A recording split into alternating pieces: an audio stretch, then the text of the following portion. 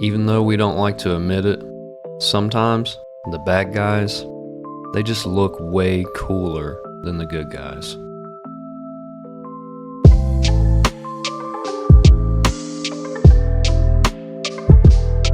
It's no secret that Star Wars is one of the most massive franchises in the world.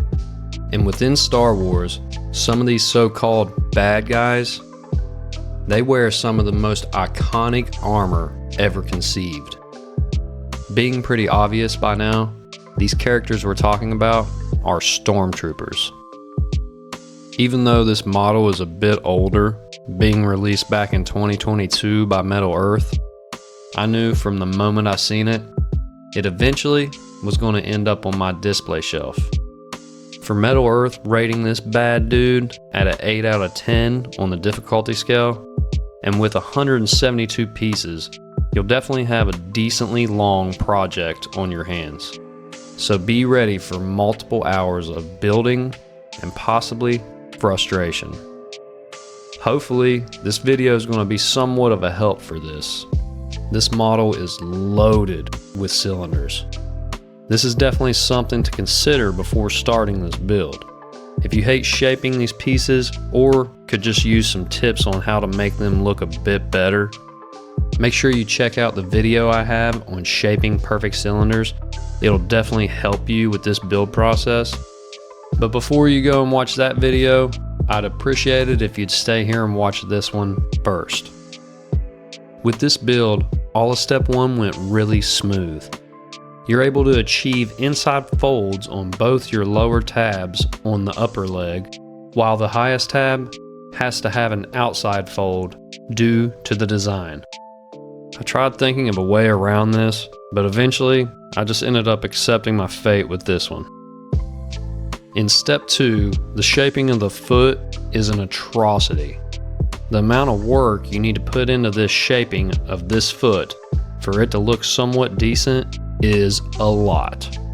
Matching the bend on the toe piece B11 with the rest of the foot B12 can be tricky.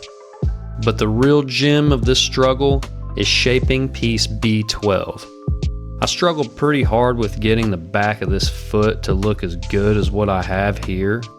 So good luck with this one, it's just not a good design. Same goes for the bottom of the leg that went for the top.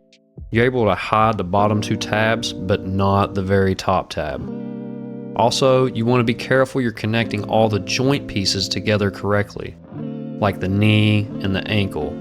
Some of these pieces can be placed incorrectly due to the 3 tabs being able to line up with the tab slots in multiple ways. Everything up to step 9 is pretty straightforward. I will say on piece B37, watch to not put too much of a rounding on the bottom of this piece, his butt. I ended up having to flatten mine out a bit after rounding it.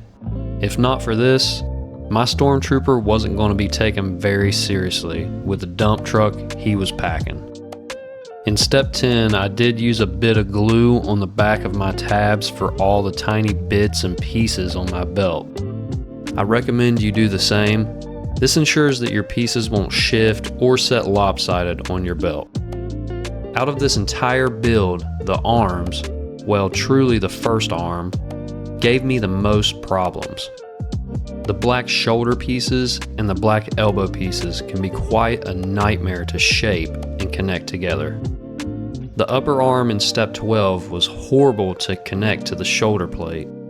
This was such a struggle for me, I was questioning if I assembled some of the pieces wrong. Eventually, after almost flattening out my upper arm piece, I finally got the tabs inserted.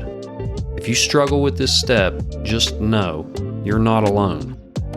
Moving down the arm, the elbow pieces don't make a lot of sense. I have no clue why they put 2 tabs rather than 3 here. With only 2 tabs connecting your elbow together, these pieces do not have a good connection. So again, I recommend using a bit of glue on the inside to ensure these pieces don't wobble around. The rest of the arm didn't cause me any issues. Just be sure not to connect the wrist wrong. piece F64. This piece is easy to assemble incorrectly. Just pay close attention here to the instructions. I also test fitted mine before twisting any tabs. I made up the hand, put the hand onto the wrist onto the arm, and made sure the angle of the hand was correct for holding the gun. It should go without saying, all the same things to watch out for go for the other arm as well. On step 16, when connecting the back piece to the rest of the torso, pay close attention to the instructions here.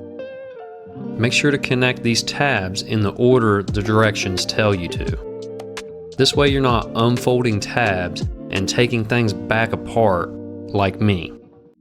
I found that after connecting the top shoulder straps, it is a bit easier to concentrate on inserting the tabs located on the hips first, then inserting the rest of the tabs.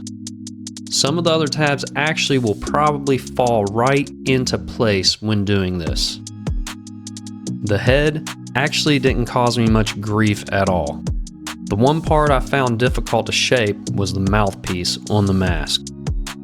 This piece is just very oddly shaped. Connecting piece A109 to E112 is challenging. I just kept adjusting the shape of E112 and test fitting it until I was happy with the look before connecting the two pieces. Connecting the torso to the legs and forming the base is quite easy. But for the final step in this build, it is not easy. Building this gun comes straight from hell itself. The amount of small bits and pieces that go together to make up this gun is astonishing. The whole time I was assembling this, I kept thinking, this is all black. Ain't nobody gonna be able to see all these pieces anyways. Guys, I'm not gonna lie. I used a ton of glue on this gun. There's just too many little pieces that'll flop around if not. But what I can say is that the end result actually put a smile on my face. It turned out way better than I was expecting for the amount of torture building this gun put me through. If you enjoyed this video, make sure to go and subscribe to my channel. Believe it or not, it helps me out a ton. If you liked this video, give it a thumbs up. And if you didn't like it, I hope this guy comes and craps in a sandwich bag on your front porch.